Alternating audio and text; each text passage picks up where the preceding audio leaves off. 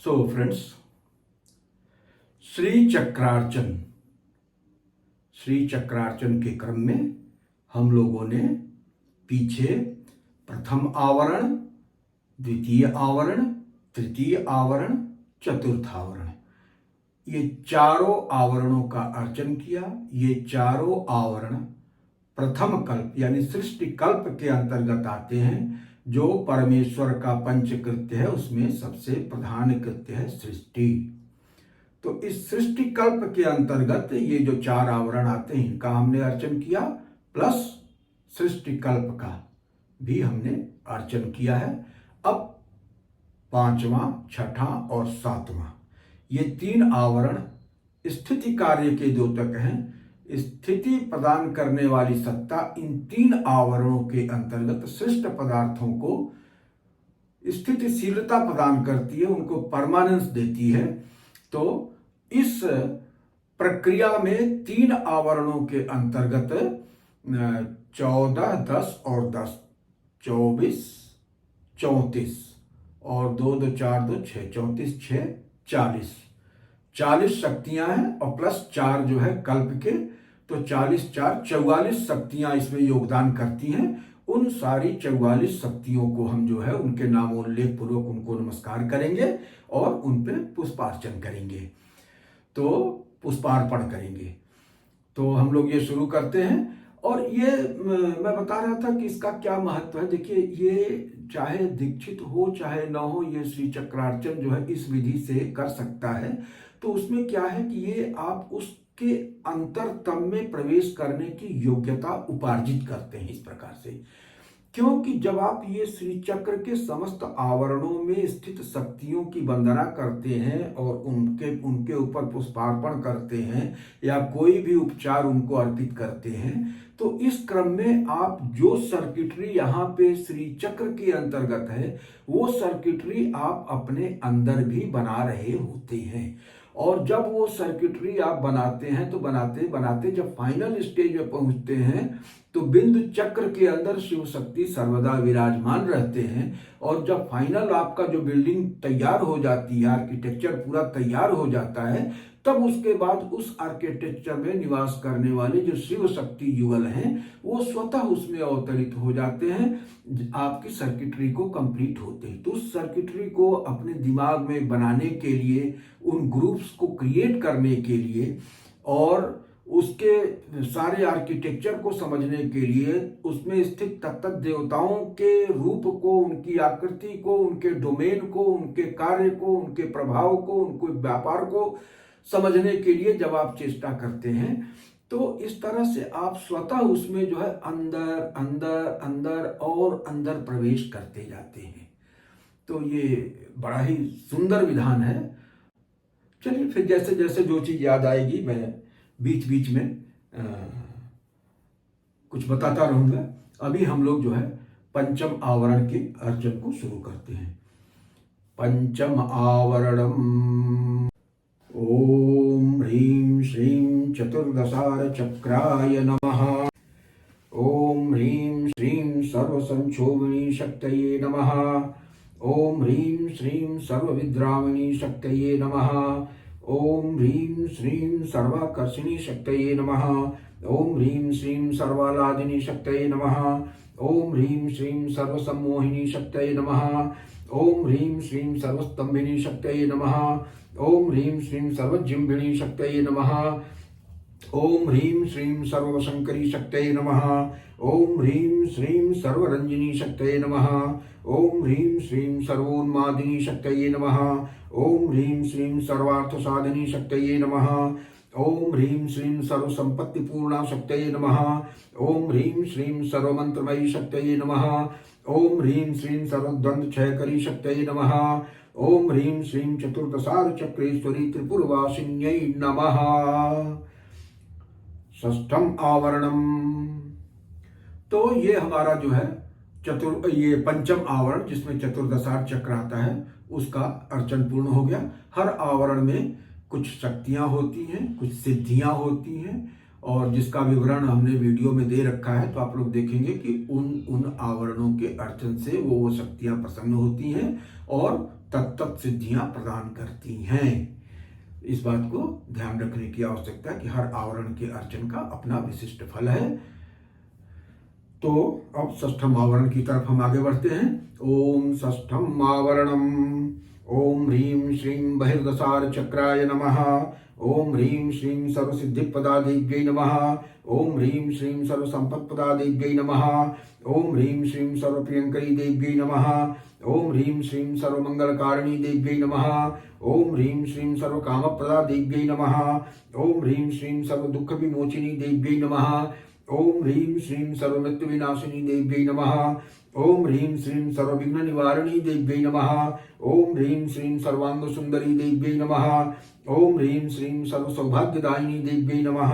ओम ह्रीं श्रीं बहिर्दशार चक्रेश्वरी त्रिपुरा श्रियै नमः। तो ये हो गया षष्ठम आवरण का। अच्छा, एक विशेष बात आपको बता दें कि श्री चक्र और षट चक्र जो कुंडलिनी का होता है और ये और गायत्री मंत्र में बहुत समानता है और बहुत डीप कनेक्शन है। तो इसको जरा सा इस तरह से आप समझिएगा कि जो ये श्री यंत्र की यहाँ पे हम लोग अर्चन कर रहे हैं, तो उसकी सर्किटरी को समझने के बाद इसको इंटरनलाइज करने में, माने अपने शरीर के अंतर्गत श्री चक्र को भावित करने में हमको अत्यंत मदद मिलती है। तो उनको कैसे भावित करते हैं? तो जो सप्त धातुमय शरीर है, सप्त धातुओं से बना ना, तो सप्त धातुमय शरीर में जो है वो 10 आवरण हो जाते हैं जो श्री चक्र के प्रकट आवरण हैं। और सप्त धातु पैदा कहाँ से होती है? तो सप्त धातु जो है सप्त चक्रों से, मूलाधार, स्वादिष्ठान, मणिपुर, अनाहत और विशुद्धि, आज्ञा चक्र और सहस्रार, इनमें जो है वो सप्त धातुओं की उत्पत्ति होती है। इनमें शक्तियां, तो मूल शक्ति तो वही है, भगवती त्रिपुरा है और वो तीनों पुरों में विराजती है। तो तीनों पुरों का मतलब स्थूल, सूक्ष्म और कारण। तो स्थूल शरीर हो गया। सूक्ष्म शरीर माने अन्नमय कोश, इसको कहले स्थूल शरीर को। तो सूक्ष्म शरीर का मतलब प्राणमय कोश, मनोमय कोश और विज्ञानमय कोश, इन तीनों को मिला के सूक्ष्म शरीर होता है, जिसमें 5 ज्ञानेंद्रियां, 5 कर्मेंद्रियां, 5 प्राण और 4 अंतःकरण, ये 19 गण आते हैं। तो 19 गणों को मिला के सूक्ष्म शरीर बनता है। तो ये सूक्ष्म शरीर, तो स्थूल शरीर में जो है ना, ये 10 आवरण यहाँ पे हो गए। जो सूक्ष्म शरीर है वही सत चक्र है। तो सूक्ष्म शरीर में ही ये सप्त चक्र, सहस्रार को लेकर के 7 चक्र हैं। तो भगवती उसके पीछे विराजती है, माने 7 चक्र में जो शक्तियां, वो भगवती का ही अंश है। मूल में भगवती है, नाद स्वरूपा है। वो नाद जब जो है चलता है, बिंदु से परशिव से चलता है, तो वो नाद ही व्याप्त हो जाता है यहाँ तक। और उसके बाद फिर उस नाद में से जो है वो चक्रों में अलग अलग अधिष्ठात्री शक्तियों की स्थापना भगवती अपने अंश से करती हैं। और फिर उन चक्रों से अलग अलग मातृकाओं की उत्पत्ति होती है, माने अलग अलग तरह के वाइब्रेशंस उसमें से क्रिएट होते हैं। और उन वाइब्रेशंस का जब इंटरेक्शन होता है हमारे इस अन्न रस के साथ, है ना, क्योंकि जो चेतना है ना, चेतना पिता का डीएनए लेके आती है माता के पास, और माता से जो है वो खुराक लेती है। अंडा ही है ना, अंडा के अंदर क्या है? उस चेतना के लिए, चेतना के विकास के लिए खुराक रखी गई है। फिर वो भी खुराक कम पड़ने लगती है तो सीधे अन्न रस से वो जुड़ जाता है, अन्न रस से खुराक प्राप्त करने लगता है। तो माने वो जो चेतना और प्राण आ रहा है, स्फुरता और बोध, तो वो क्या करेगा कि वो अन्न रस के साथ क्रिया करेगा विभिन्न चक्रों में। तो विभिन्न चक्रों में 7 चक्रों में 7 शक्तियां हैं, वो उस भगवती का ही अंश है। और ये 7 चक्रों में क्रिया करके 7 धातुएं बनाती हैं। और उन 7 धातुओं से 10 चक्रमय ये स्थूल शरीर बन जाता है। तो उनकी सारी की सारी वो स्थितियां हमने स्पष्ट कर दिया है कि कहाँ पे कौन सा चक्र है स्थूल शरीर में, इस बाह्य श्री यंत्र का। और सूक्ष्म शरीर में जो है कहाँ कहाँ से सप्त चक्रों में क्या स्थितियां हैं, वो सब पे मैंने वीडियो ऑलरेडी दे रखा है। तो अगर स्पष्टता की आवश्यकता होगी तो उस वीडियो को रेफर किया जा सकता है। अभी हम लोग जो है षष्ठम आवरण विशुद्धि चक्र में होता है। और विशुद्धि चक्र का मतलब ये है कि यहीं पे पहला इंटरेक्शन होता है। जो बाहर से शक्ति आ रही है ना, माने परमात्मा का अंश जो है माता पिता के अंश को के साथ मिक्स होकर के आता है, तो वो पहले विशुद्धि चक्र से ही उसकी क्रिया प्रक्रिया शुरू होती है। यहीं पे जो है अन्न रस के साथ वो इंटरेक्ट करना शुरू करता है और विभिन्न धातुओं का निर्माण यहीं से शुरू होता है। तो इस पे हम लोग आगे चर्चा करेंगे। अभी सप्तम आवरण का अर्चन हम लोग करते हैं। ओम सप्तम आवरणम। ओम ह्रीं श्रीं अंतर्दशार चक्राय नमः। ओम ह्रीं श्रीं सर्वज्ञा देव्यै नमः। ओम ह्रीं श्रीं सर्वशक्तिमयी देव्यै नमः। ओम ह्रीं श्रीं सर्वैश्वर्यप्रदायिनी देव्यै नमः। ओम ह्रीं श्रीं सर्वज्ञानमयी देव्यै नमः। ओम ह्रीं श्रीं सर्वव्याधिविनाशिनी देव्यै नमः। ओम ह्रीं श्रीं सर्वाधारस्वरूपिणी देव्यै नमः। ओम ह्रीं श्रीं सर्वपापहरा देव्यै नमः। ओम ह्रीं श्रीं सर्वानंदमयी देव्यै नमः। ओम ह्रीं श्रीं सर्वरक्षा स्वरूपिणी देव्यै नमः। ओम ह्रीं श्रीं सर्वेक्षितार्थप्रदा देव्यै नमः। ओम ह्रीं श्रीं अंतर्दशार चक्रेश्वरी त्रिपुरमालिन्यै नमः। ओम द्वितीय कल्पम। ओम ह्रीं श्रीं दक्षिणाम्नायात्मक स्थित चक्राय नमः। ओम ह्रीं श्रीं दक्षिणाम्नायात्मक स्थित चक्रेश्वर्यै आद्या काल्यै नमः। ओम ह्रीं श्रीं स्थित सत्तारूपिणी कामेश्वर्यै नमः। ओम ह्रीं श्रीं स्थिति कर्त्री कामेश्वराय नमः। तो अब ये जो है ये द्वितीय कल्प जो स्थिति कल्प है उसके तहत पंचम, षष्ठ और सप्तम ये 3 आवरण होते हैं। तो हम लोगों ने इन 3 आवरण में स्थित शक्तियों की अर्चना वंदना किया और उसके साथ समवेत रूप से जो कल्प है कल्प का भी अर्चन वंदन कर लिया। तो ये द्वितीय कल्प का अर्चन पूर्ण हुआ।